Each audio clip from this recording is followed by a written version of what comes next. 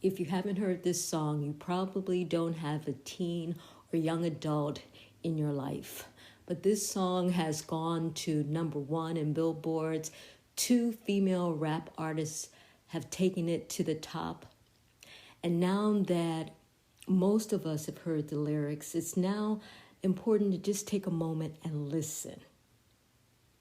Listen to what's being said, and then try to decide, is this affecting us in any way? So, of course, my name is Zane Moore.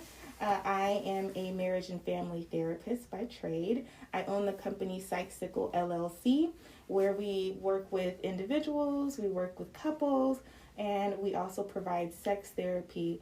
So we're helping people for a variety of different reasons. It is also completely teletherapy, so you can actually get therapy from the privacy of your own home. And that's our claim to fame. We love being able to provide that to everybody who needs it, especially during a pandemic. So that's fantastic. Specifically, sex therapy. Mm-hmm. And sex is one of those things that we all think about. Sometimes we talk about it. Sometimes we worry about it. Sometimes we have hang-ups about it. But I don't know how often we go and actually seek help about it. So, with our first you think it's rare? Yeah, and in fact, they kind of teach us that in school, that most people aren't having these conversations. Most therapists aren't having these conversations.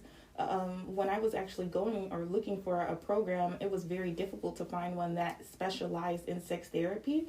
At the time that I went to school, I only found one master's program that had a sex therapy track, and that was Jefferson. Mm-hmm. So, really not talked about and not taught very much either. Really interesting when you understand that products are sold based on sex appeal. We all want to, well, for most of us, I can't say all, want to have a good sex life. And yet there's issues. There are issues that we just, I mean, somehow we think that once we get a certain age, we should know how things work. We should understand, but it's not that simple. That is something that I am probably telling clients on a daily basis. There is this a case of the shoulds. I should be over this by now. I should be this way by now. I should understand this. I should be able to do this, that, and the other. And anytime I hear that, I usually point that out as a cognitive distortion. Who says that you should? That's so true. So because we don't talk about it, we don't have a frame of reference of what's normal, what's abnormal. Am I having a problem? Am I not having a problem? Right. And I think maybe people are using porn as their frame of reference. And that's kind of how we got to this topic. Yep. We started to wonder after, I think it was WAP. Yes. After WAP came out, Cardi B and Megan Thee Stallion, we started to wonder if sex lyrics inform the way people think about sex and how they behave. Mm-hmm. And so today we're going to talk a little bit about that. Yes. So we're going to confine it just to rap, and that's simply because there is so much content. So it's not as if this doesn't happen in other genres of music. In fact, research says that it happens in all of them, except for rock, interestingly enough. Oh. So if anyone can think of a rock song that makes reference to sex, I find that really strange. I would think rock would be up near the top. I think it's just because the references are so scarce. So it does happen, but pretty few and far between, which kind of makes sense though, because if you're listening to heavy metal and things like that, it's usually a lot of screaming, and some of it is, or at least for the bands that I remember, not very touchy-feely, in the mood type music, at least from what I remember of it. So listening audience, if you can think of a rock song that now are we saying rock songs that reference sex, or rock songs that or just rock songs that talk about sex? I mean, what is the criteria we're using here? Yeah, I think it's just talking about sex in general. Okay. Because what they were comparing was like sexual content in just in general. So if there was any sort of sexual content in there, and that it took it a step further with degrading sexual content, but they found no correlation for either, I believe. Okay. Yeah. Interesting. So we're going to limit it to rap songs. Mm-hmm. Okay, and this is thank you to Cardi B and Megan Thee Stallion, and WAP. All right. So it's I am older than you, and so I may have the more conservative opinion about this. But please, I'd like to hear what you have to say. So originally, before I started to dig a little bit deeper, my very first thought was, no, sexual explicit lyrics don't at all interfere with a healthy sex life. If anything, it's just that it could kind of push boundaries, or like it makes it seem as if things that may have been very much fringe are actually very prevalent and normal. Simply because of how much it's being talked about in music. And the example that I kind of point to is like the rise in anal sex and Janae Aiko saying, I want him to eat the booty like groceries. And then all of a sudden, people who may not have been into that have now, well, not anal sex, but pretty much licking someone's anus became really cool with that song. And that was not a mainstream thing from plenty of women that I chatted with until after that. I think on the flip side, though, not with music, anal sex rose a whole lot simply because more porn started pushing it, or started displaying it. And I think that my very first thought was, other than making things seem more normal, as long as you have a good frame of reference, like particularly when it comes to like young people listening to this music, as long as your parent, your guardian, or your attachment figure is actually explaining sex is a responsibility and all of that good stuff, then all of these other messages that you're getting should be mediated by whoever is having conversations with you about healthy sex. And so my take was, no, it wasn't damaging at all. Well, the research says I was not so right. So there's actually been research done quite a bit. Okay. And all of it says that, well, I take that back. There's a couple of studies that did not find correlations, but far more did than didn't. But of course, with science, there's always going to be some that do and some that don't. So I would lean probably on the side of, yes, it can be damaging. And that's simply because so many different studies said that it was. So one of them found like a frequent exposure to sexually explicit lyrics has a significant relationship to sexual cognitions. So particularly that was like, so this is another thing that I thought was interesting, because some of these things I didn't recognize as sexual cognitions, and I don't know why I didn't think that. Like I wouldn't have put them in the realm, but they most certainly are. So can you stop? What do you mean by sexual cognition? Really just thoughts. So like, what's a good one? Women are sex objects, or dating is a game. Like this is kind of like my thought in regard to sexual relationships or interactions with others. Dating as a game is a huge one, particularly in rap and particularly with female rappers. There has been this rise of he has to pay me for this and do this or that or whatever, and I'm just out here to get what I need to get from you. Though most certainly men started that train, and who I think it was Snoop Dogg who like said in the 90s, we don't let them hoes, and like things of that nature, where it was literally like women are commodities, and don't hate the player, hate the game, things like that.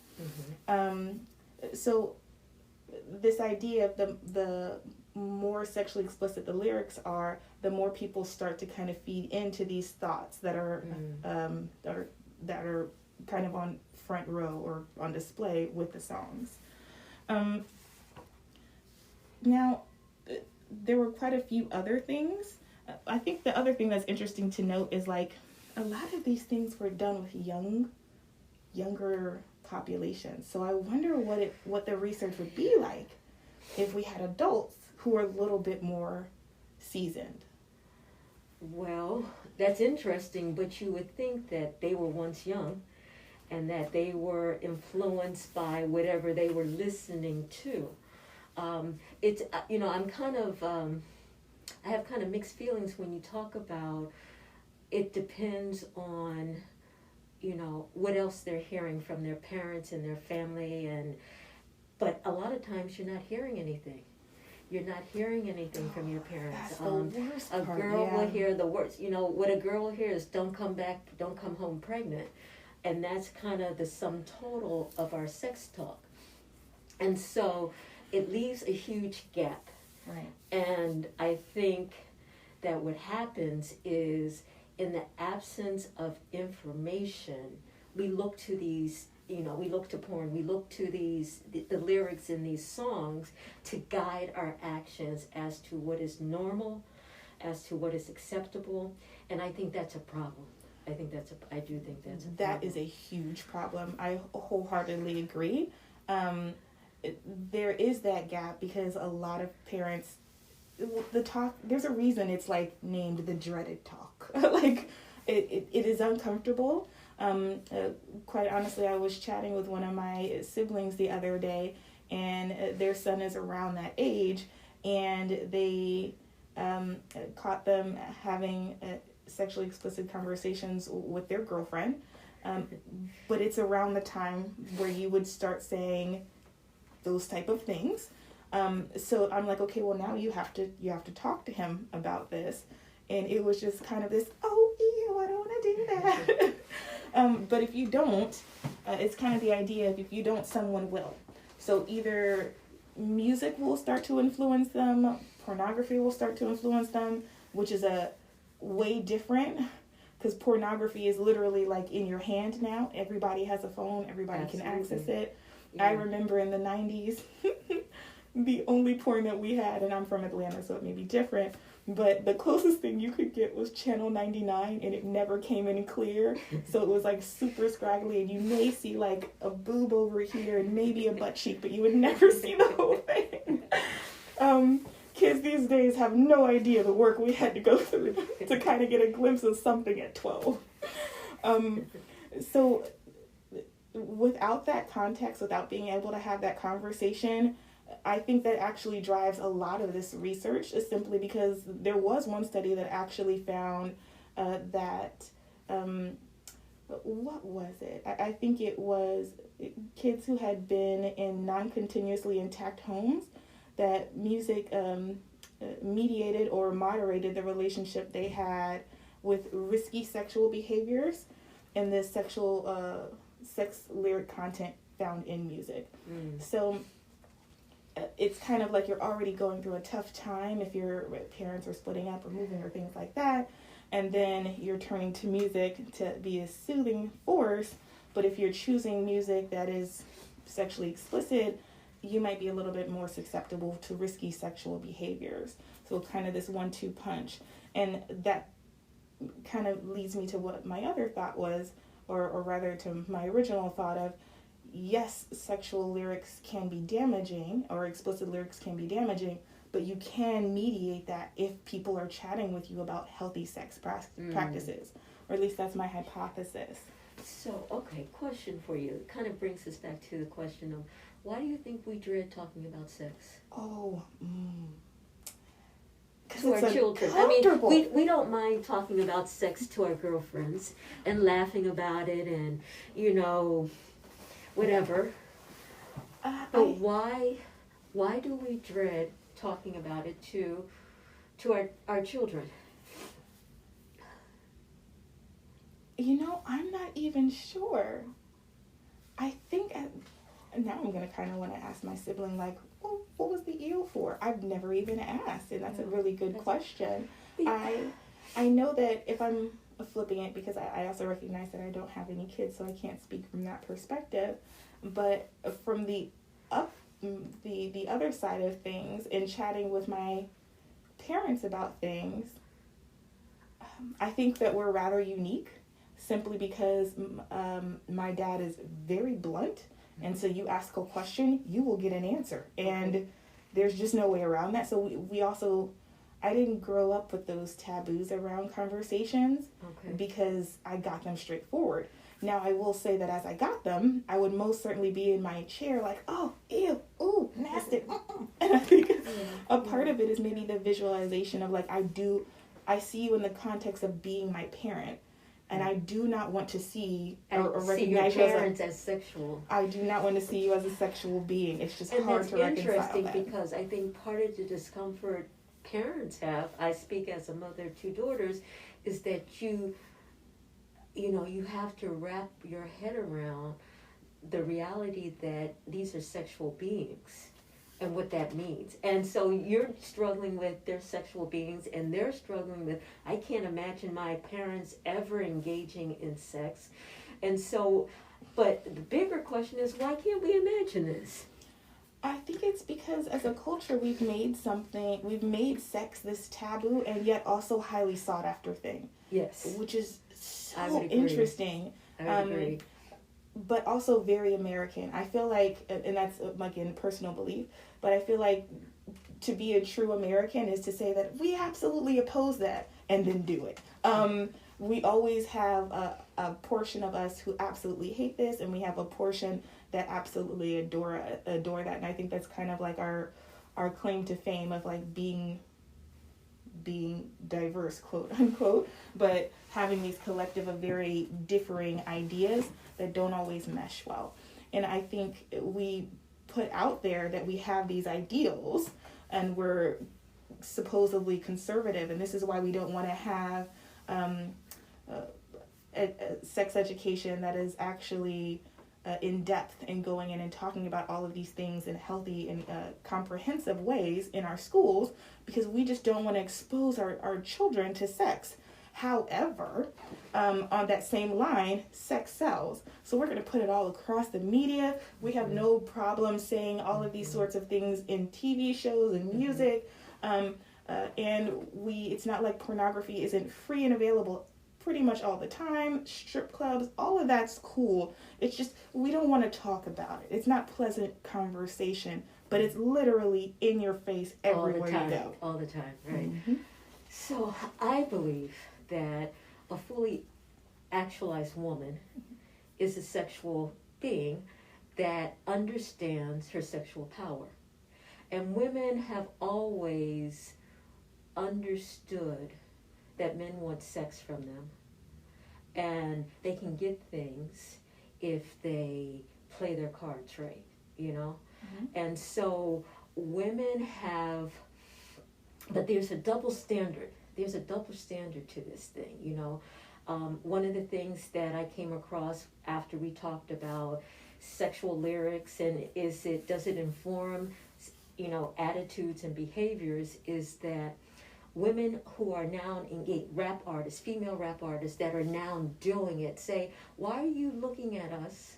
Why are you censoring us? And males have been doing this all the time for much longer than us, and no one seemed to have a problem with it. But when we do it, meaning when we women do it, and I'm really kind of focusing on Black women, I'm thinking about WAP. Mm-hmm. But before WAP, there was Foxy Brown, there was Salt and Pepper, there were other artists that Trina. Oh, Kim. Yeah, that's right. I mean, there were other women who were not afraid to talk about their sexuality. Mm-hmm. So what do you think about this double standard between, it's okay for men to do it, but when a woman gets up there, and I think with a woman it's a lot more demonstrative. I mean, because you have the video, and you have the body, you have the boobs and the buttocks and everything showing, where you don't, men show that in their videos, but it's, again, exploiting women The difference now, it's almost women exploiting themselves. I think that you're right. There is a double-edged sword, and I was actually chatting with a male friend of mine, and kind of like in preparation for this talk, and I brought up this gender differences point, and in that conversation, what was interesting to that kind of floated to the top is, it does very much fall along the same type of gender norms, which is that we kind of look at it as if women are something to be sought after and conquered in sex, and how, while that isn't actually true, it is most certainly how a lot of people kind of have that belief. That women, say that again, please. Women are sought after, and kind of like women are the conquered, men are the conqueror, quote unquote. Okay. So like, I remember something that my grandma used to say, which was like, it's a man's job to ask, it's a woman's job to say no. And like those sort of ideals that have been like baked in for our culture, and that's exactly how the music breaks down. So when you listen to the music, it's the difference. They're both talking about very sexually explicit things. They are both talking about it pretty raw and hardcore, yes. But the difference is the man is not talking about his own sexuality. He's always talking about hers. He's always talking about how he did X, Y, and Z to her, about how he's gonna do X, Y, and Z to her, about how she means nothing, about how her body looks to him, objectifying her in this way or that way. It's never, hey, me, I'm a man and my penis is super big and super awesome because of this way, and I look at my six pack and I'm so great over here. That's not usually what it is. It is still about her body, her sexuality, and just how he owned it or obtained it or borrowed it for a moment. And now this script has been flipped. Right. Now you have women talking about, I'm taking, I'm in control of this situation. So what's interesting though is they're running the same script. They're just now talking for themselves. It's not even flipped, because she's not saying, oh yeah, I'm going to do X, Y, and Z to your penis and on your body and this, like, blah, blah, blah. It is usually just, it's more of like, like, if we're using WAP as the example, when she's like, what's a good piece? Here. Gobble me, swallow me, drip down inside of me.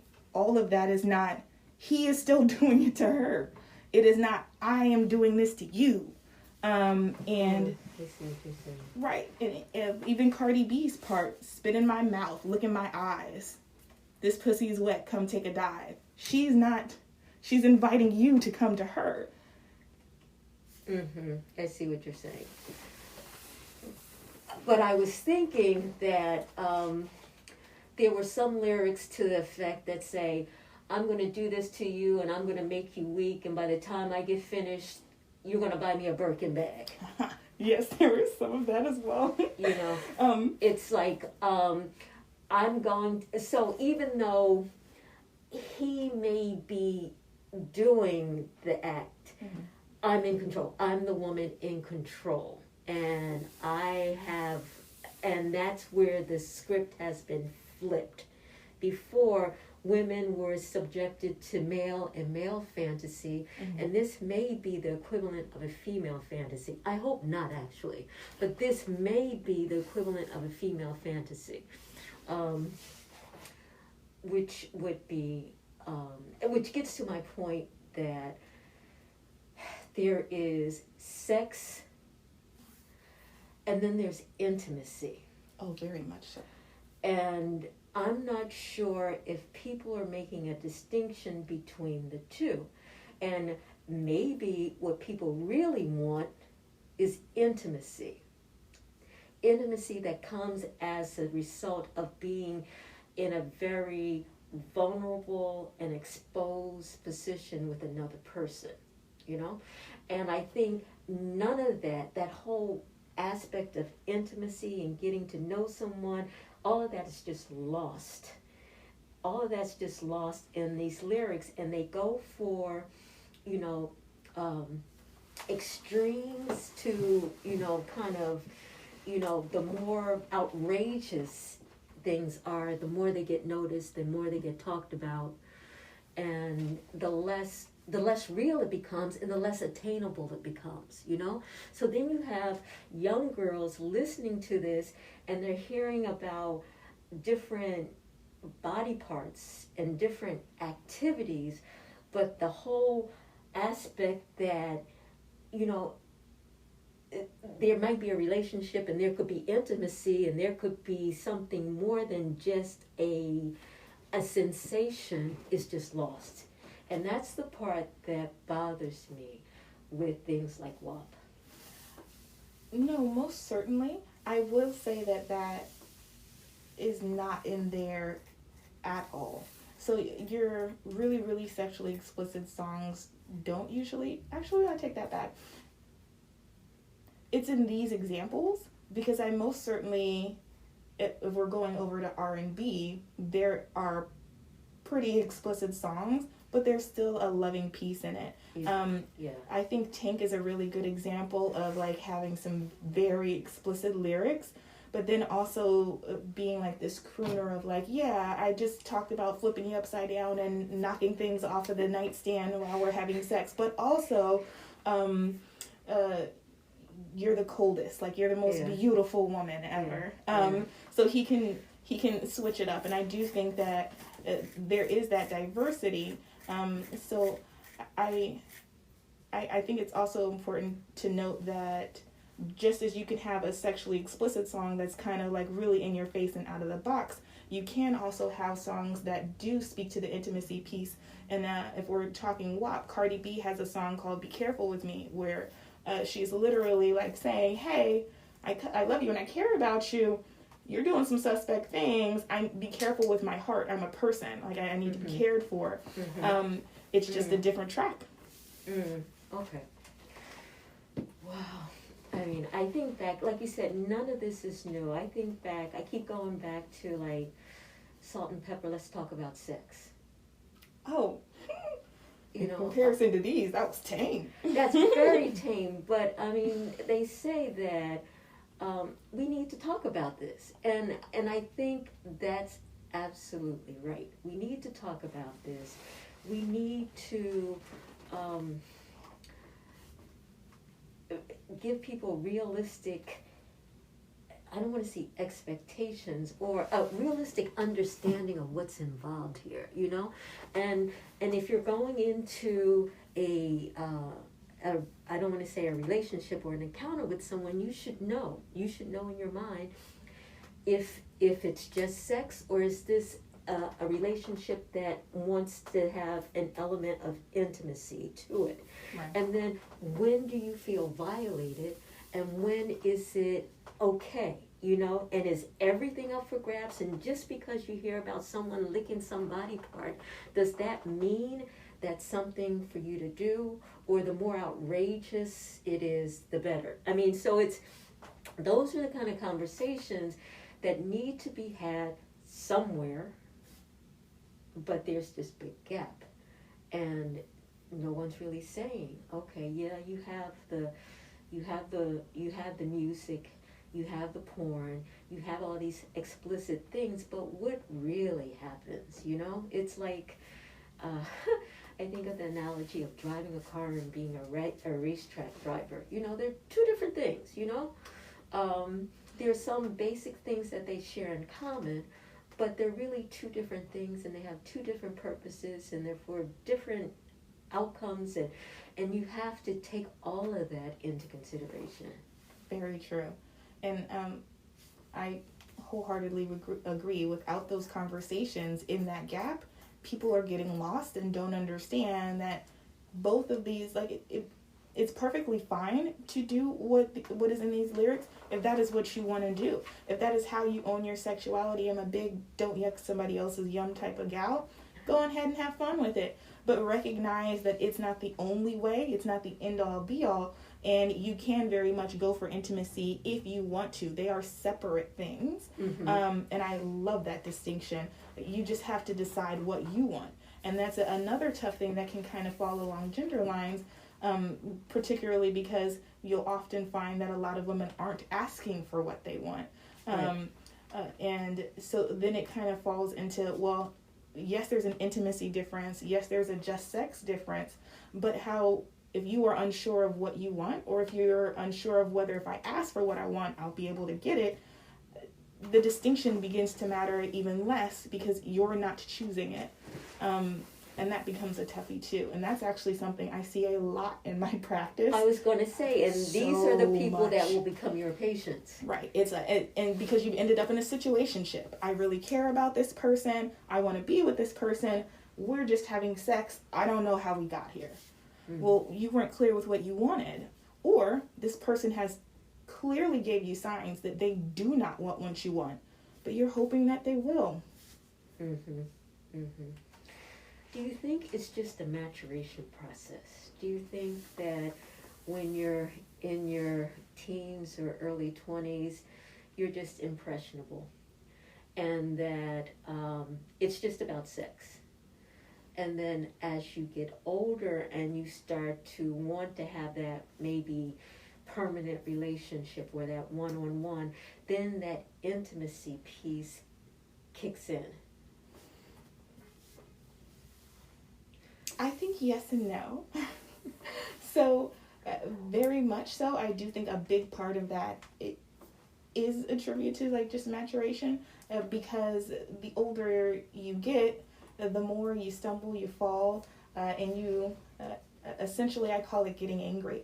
Like if you spend a lot of time in your younger years basically taking crap from whoever you're sexually interested in, simply because you weren't aware of your own boundaries, or you were getting intimacy and just sex confused, then at a certain age, for a lot of people, it becomes, you know what, I'm tired of this. And so it's either going to be, I am going to start being really assertive, where I said what I said, and either you're here or you're not. And that's how you'll kind of get it into people saying, oh, that woman is super stuck up, or that guy is super stuck up.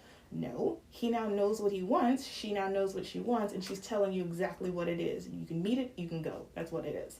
And like, that's a healthy way to deal with it. There are also people who will go the other way and then just become aggressive or shut down. I've been through too much. I'm never doing this again. All men are dogs. All women are hoes. Whatever. I'm out.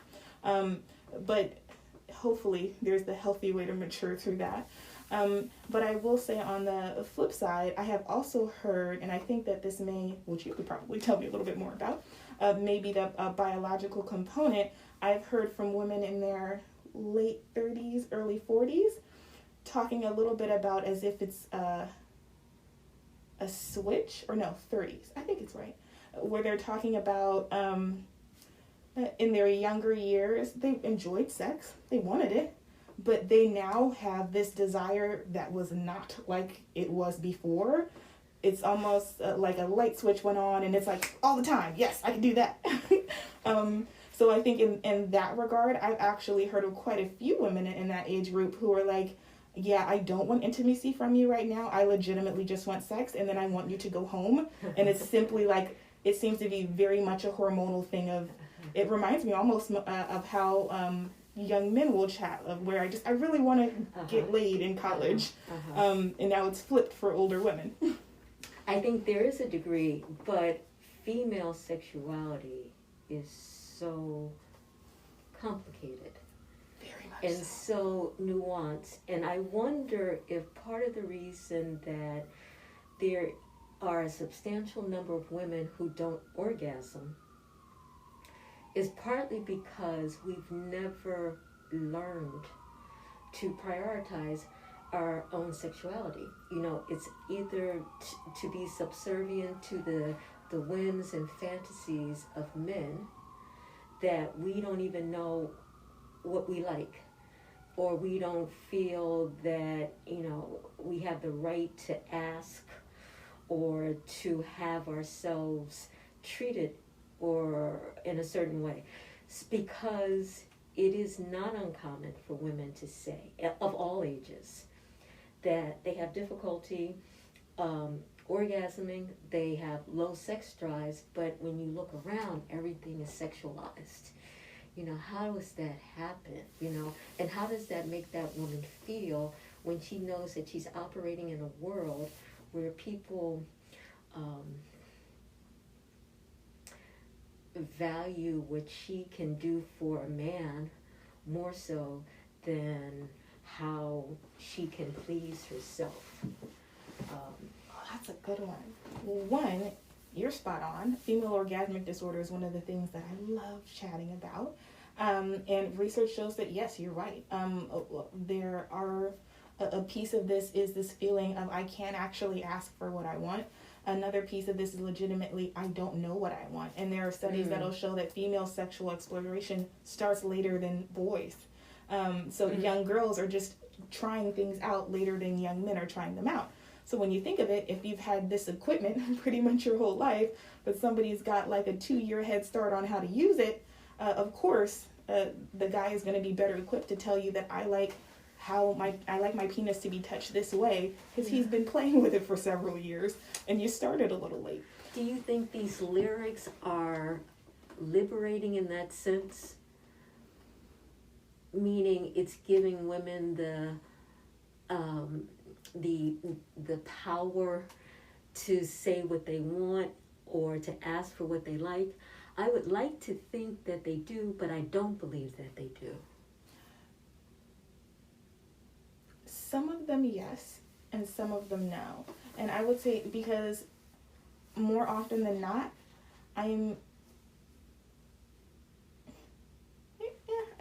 more often than not, I am hearing it compared to obtaining something, which isn't about your pleasure. Right. It is just like, I'm giving this to you in exchange for something else, right? Simply because I feel like I'm worth this something else, no, it's even deeper than that. I'm doing that because I want a Birkin bag, right? Because the Birkin bag will make me feel like I'm special. It's like on my own, naked to the world, I may not feel like I'm worthy. But if I can do this thing and you buy me a Birkin bag, then I know I'm somebody. I think it's, or at least from chatting with some, and this may be different, but in chatting with some sex workers, what I'm usually hearing it is kind of one of those, men are going to do this anyway. And like, literally, they are the consumers of all of this. And so if a man is going to do X, Y, and Z, I'm going to take advantage of that. Like, you want to sleep with me and you think that you're using me. Oh no, honey, I'm using you. Like, I came to your house, I slept with you, and then you bought me a ticket home. I didn't do nothing. Like, it's like owning this thing instead of like feeling like I've been used and you took something from me. I took something from you. I won this battle, not you. And that's kind of how I hear it being talked about. And in that regard, I get it. I mean, I get that. I don't knock it. So I think that those two things are also going in with female orgasmic disorder. And then I think the other piece, I think those are your two main ones. Legitimately, the concern of not being able to ask. The other thing of literally just not knowing exactly what you like simply because you've had a little bit less exploration. I think the other thing is stereotyping. Or not stereotyping, myths. So there's this idea that women's bodies are super complex and like it's so hard to make a woman come. No, it's not. Like, bless you. It's not difficult if you're listening to the woman. Like if you just chat with the woman who has the vagina and you talk to her about what her vagina likes. If she knows. But see, I've heard that as well. And my very next question or my very next statement is, great if she doesn't know. Guess who has a fun time figuring it out? And I don't know why that's not everybody else's answer. Because that seems like the funnest time ever. Like, I am unsure of what I like and what I don't like. Let's get in the bedroom and figure it out with somebody I love or I care about, or somebody who I just have a trusting sexual relationship with. Go do it. Have fun with it. Yeah. But that doesn't happen often. It does not. And so what is the hang up there? I mean, I feel good enough about you that I'm willing to take my clothes off. I feel good enough about you that I'm willing to engage in this activity, but I stop there. I'm not going to tell you what really makes me feel good. Oh, there's so many things. So I think that, and this part isn't uniquely a woman's experience. This can happen also just with any time people like certain things. There's a possibility of rejection and shame.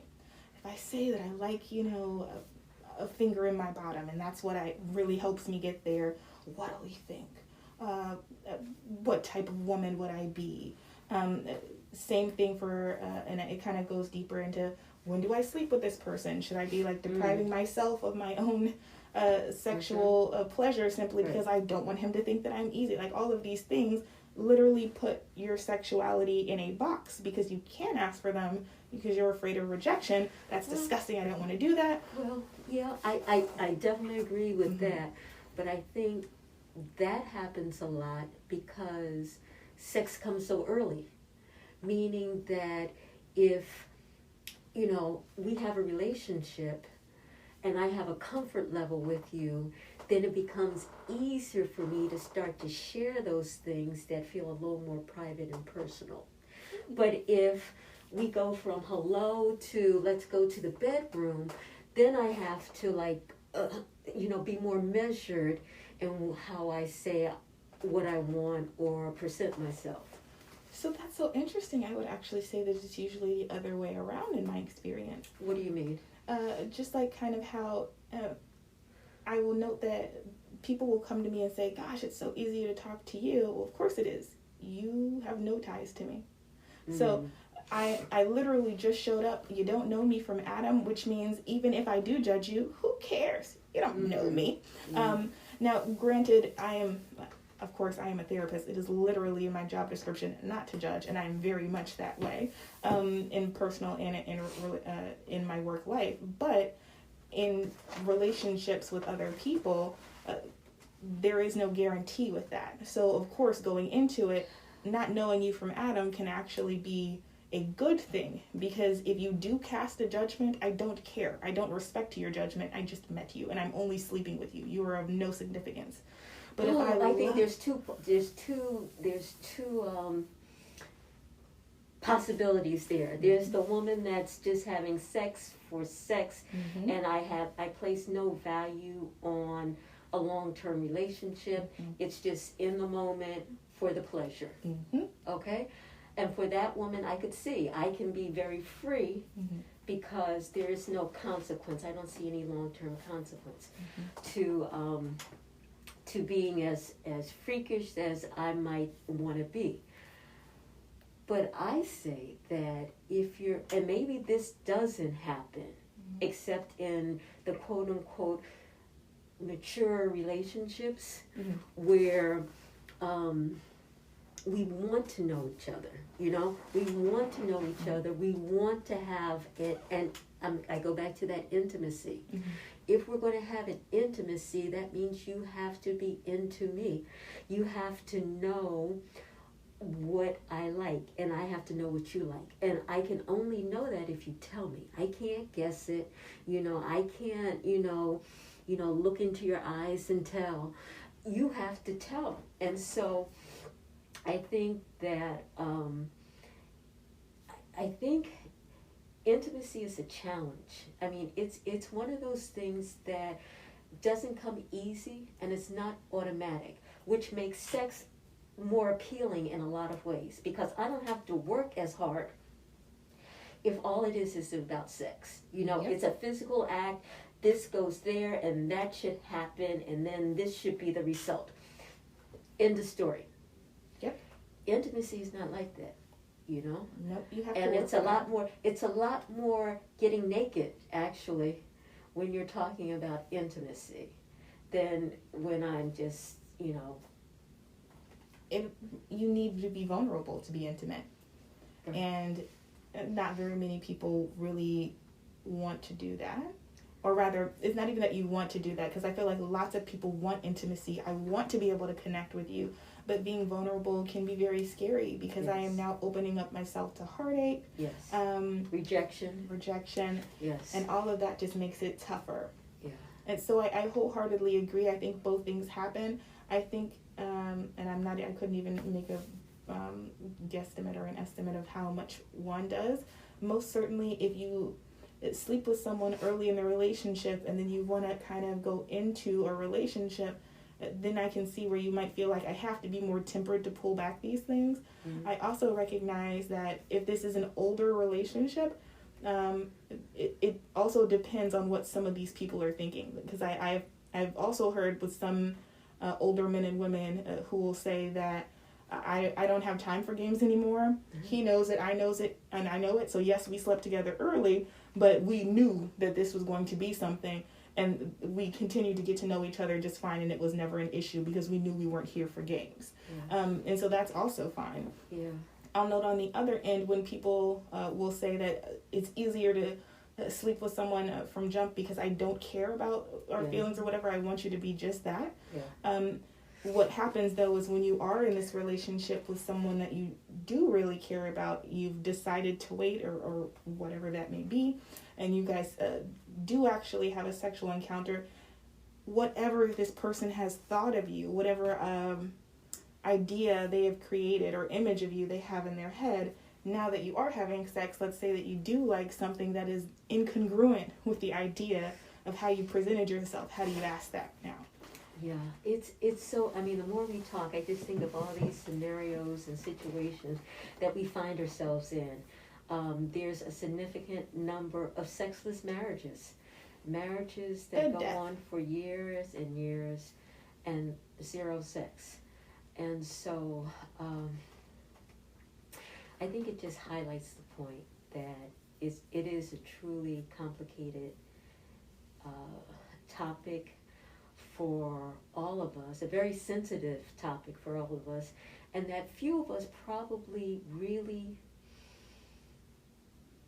I don't know, I don't know if I can try to put a percentage or a number to it, but just given the level of dysfunction, given the degree of pornography, given the level of people just not talking to their children, you would think that it's a prevalent issue, that it would have to be a prevalent issue in the hearts and minds of people, and in relationships.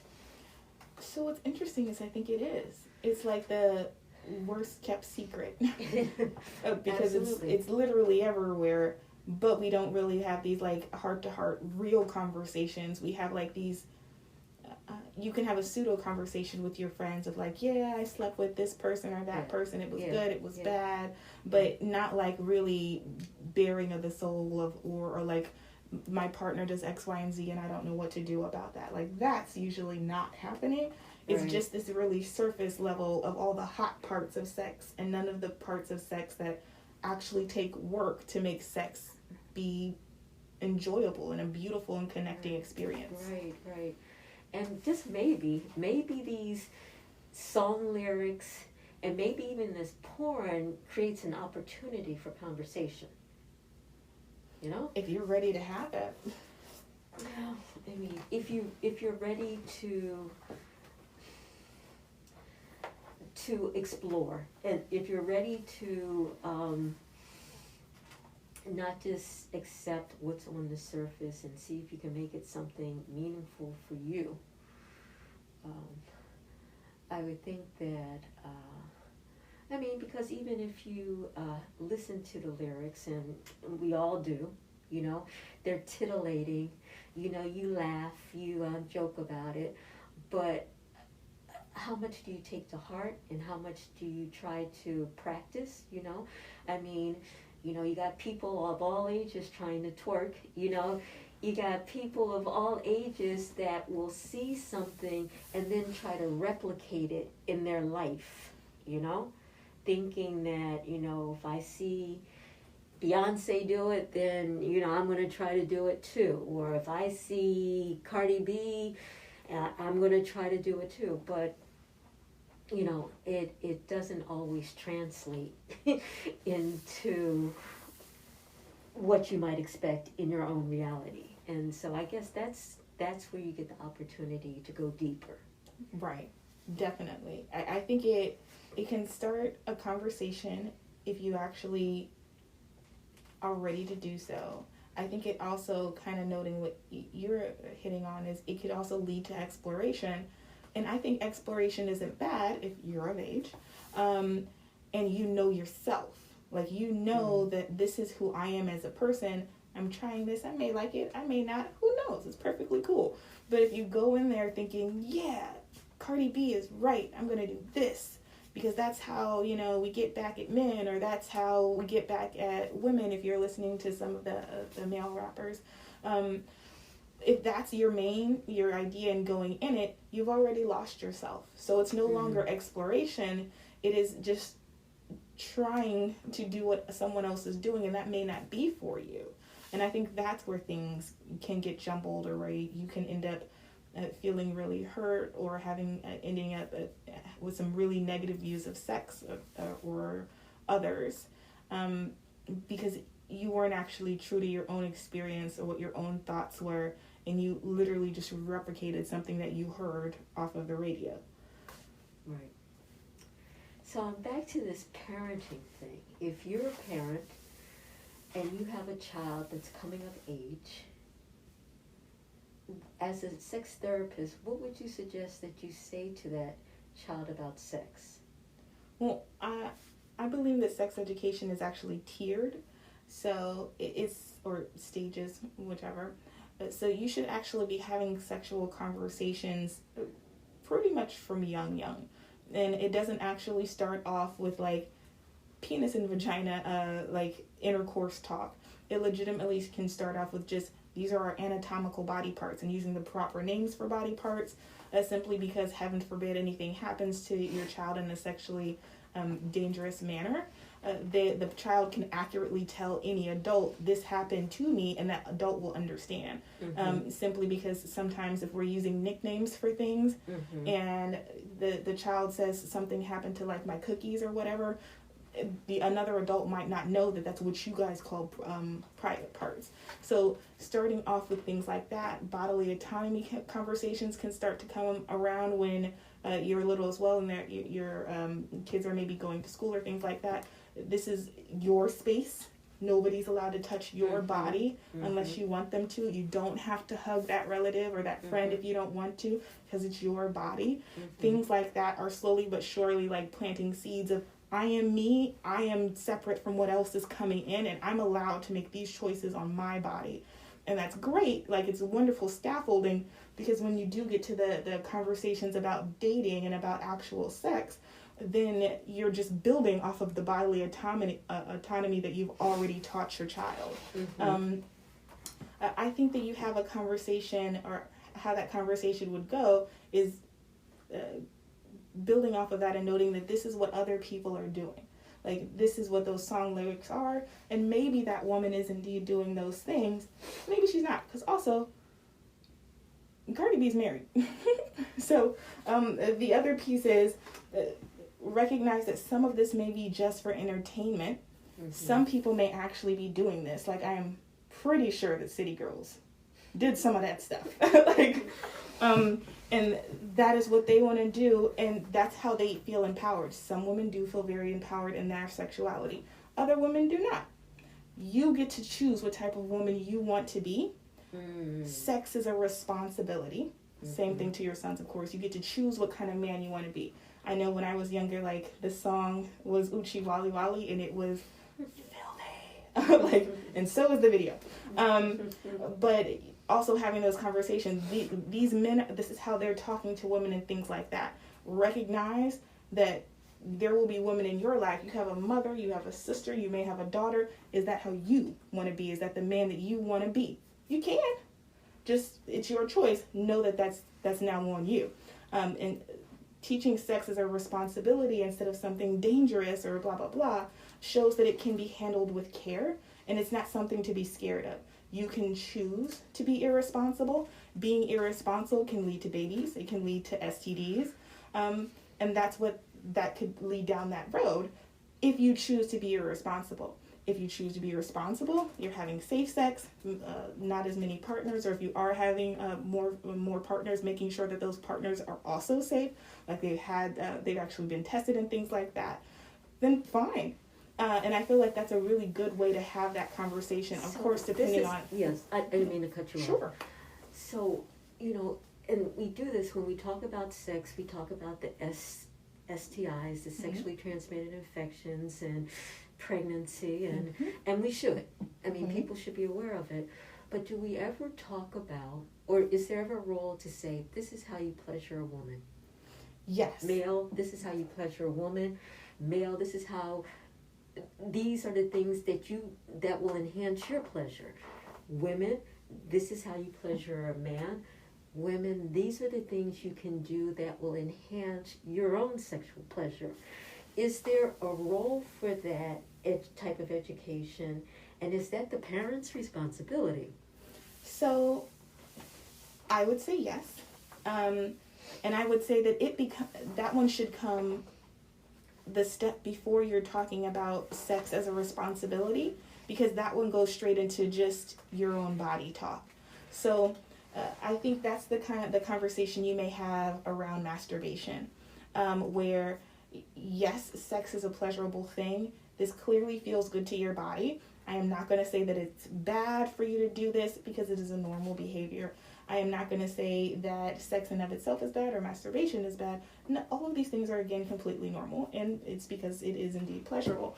And that's how you kind of have conversations about it. I feel like that's a wonderful segue into it. The masturbation talk and how sex can be pleasure is a really good way to have that chat. And then the sex as a responsibility is kind of just layered on top, because pretty much when you look at a lot of things that are pleasurable also come with things to make sure that you're not harmful. Like if you're chatting with your 16-year-old or your 15-year-old looking to get their license, it's like, yay, driving, it's wonderful, I can pick up my friends. Great. Driving is really pleasurable. It is really cool. It's also a responsibility. You put them both, and thank you for noting that, because that is very true. You do need to put them both, because if you just only preach on the fact that it's a responsibility and leave out the fact that it's pleasurable, it does get this connotation, this not negative connotation, because I like using the word responsibility other than just going straight into sex is bad and these are all the bad things that can happen. But it can still feel heavy and maybe disconnected to younger kids without noting the other piece. Oh, we could go on and on and on, because it's like an onion, the more you peel back the skins, there's something else to discuss. So tell people, we're almost at the end of our hour. Tell people where they can find you, and anything else that you want to share at this time. Sure. This is fun. We should definitely come back some more. There needs to be a part 3, a part 4. We could literally just break down the male piece for this as well. Absolutely. Because I didn't mean to interrupt. Because someone needs to talk about this. If the parents aren't talking about it, and the only thing that people have to look at or hear are rap lyrics and look at porn, there's a huge gap.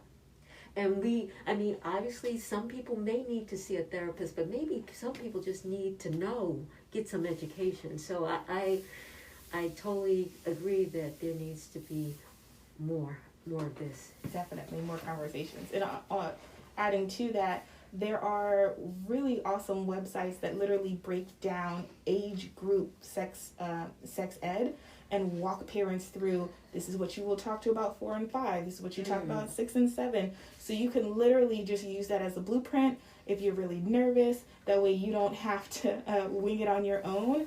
And I think that that's a really good setup for your kid and for yourself. I also think that... well, no, I'll leave it at that. It helps with calming your nerves and all that good stuff. I feel like that's a good roundabout way. So to reiterate, my name is Zinni Moore. My company is Psychical LLC. And so I've realized that that's a bit of a tongue twister. So you would spell it Psychcycle. And it's a play on words because psychology is cyclical. We find that, or at least I truly believe, we end up getting into patterns, whether we want to or not. And a key to being able to move forward in life or deal with adversity and things better is recognizing what those patterns are and breaking them, which is how come my tagline is some cycles are meant to be broken. So of course you can find us at www.psychcycle.com.